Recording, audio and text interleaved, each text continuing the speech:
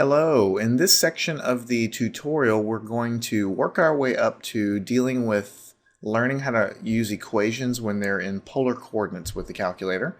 And so in the future sections we'll be graphing those equations in polar coordinates. But before we get there, I want to discuss how we can use this calculator to just do simple conversions back and forth between rectangular and polar coordinates. It turns out that the calculator has a lot of built-in functions that really help us in that regard, and so it kind of saves some legwork. You can do all of this by hand, it just saves a lot of time.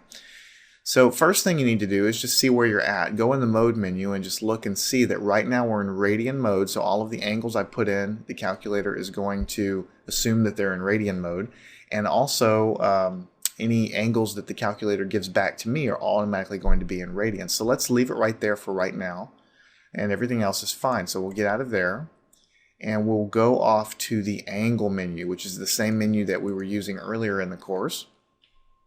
And basically we want to focus our attention to the last few entries here, 5, 6, and 7.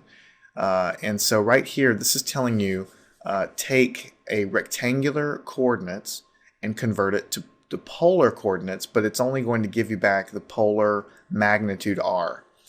And here, if you have a rectangular coordinate, the calculator will convert polar theta for you.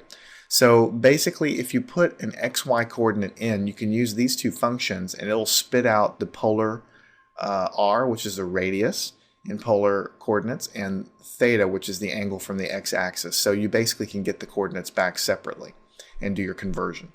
So let's go ahead and hit 5. We'll hit 5, and so it's telling us here you have a rectangular number, convert it to polar, and it's asking me for the rectangular number. So let's do something simple, the xy coordinate. So I'm going to put 1, 1, just as an example here.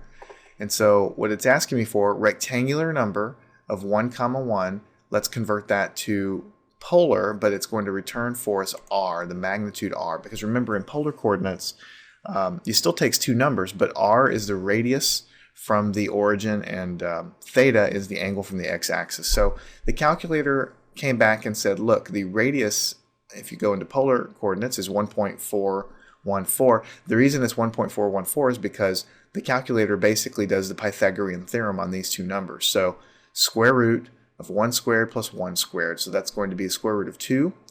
And the square root of 2 is 1.4. So that's why we get that back. Alright, so if we had the point 1, 1 and we wanted to convert to polar, we know that the radius r is this number.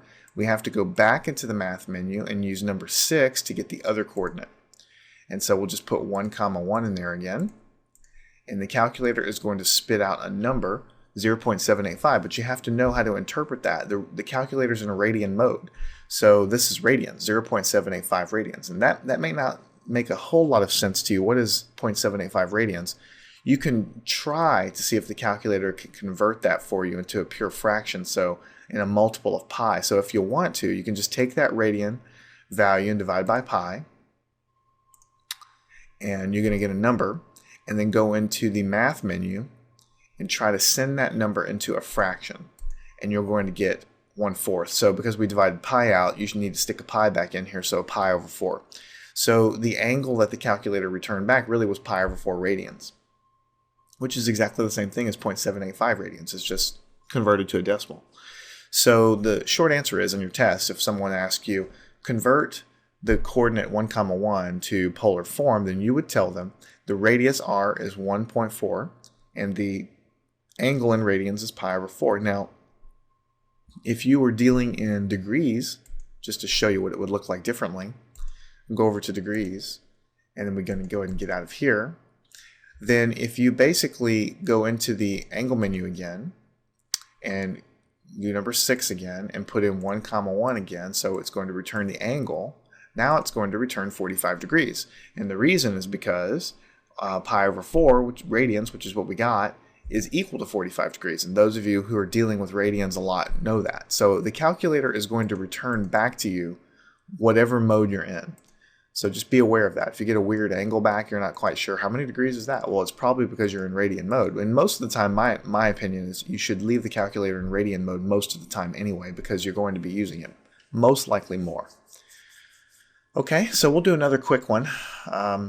Go into the angle menu. What if you wanted to do and do number 5 here. What if you wanted to convert the number, let's say -2, 3. -2, 3. So on the other side of the y-axis there. The radius is going to be 3.606 in polar form. And you go into the angle. Let's go ahead and hit number 6. Put the same exact number in, -2, 3. Hit this guy, hit enter. And the angle is going to be 2.159. Again, radians, 2.159 radians. And let's see if that's a pure multiple of pi or not. We can try. Can never hurt to try. So we divide by pi, and then we go into the math menu and send that to a fraction and see if anything happens. So it just spits out 0.687 again. So there was no way that the calculator can convert this to a nice fraction for us. So this is not a nice multiple of pi. So you just write it down as 2.159 radians. If you're curious how many degrees this is, you can go into the angle menu, into the mode menu, I mean, and go down to your degree mode, stick it over into degrees. And for now, we'll just leave it in degrees for the rest of the lesson. And then we can go back into the angle menu and we'll put in number 6 again. And then we'll put in -2, 3. Maybe it'll make a little bit more intuitive sense if it tells us how many degrees. So that's 123 degrees. So if you can imagine an XY axis here, angles start measured from the x-axis. Here's 90 degrees up here at the y-axis. 180 degrees is over here again on the negative x-axis. So this angle's somewhere over here, which makes sense because my point was -2, 3. All right, so this angle does make sense. Now, if you want to go the other direction, if you actually have a polar number already and you would like to convert it to rectangular, you can do the exact same thing in the calculator. Just go in the angle menu. Let me scroll down a little bit to show you the other functions. So you have 2 of them. You have 7 and you have 8. So here you have a polar number and you want to convert it to rectangular x-coordinate. Polar number, convert it to rectangular y-coordinate. So let's hit number 7. So now it's asking you for a polar number. So you have to give it 2 numbers, but the first number you give it is going to be the radius. So this is the radius in polar form.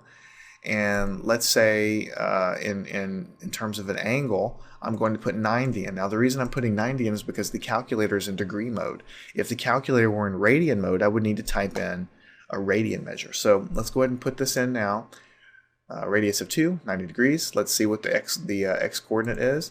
And the x-coordinate is 0. And the reason is because if you think about it, if this is an xy plane, if the angle is 90 degrees, then your point is way up here on the y-axis somewhere. It's actually up 2, up on the y-axis.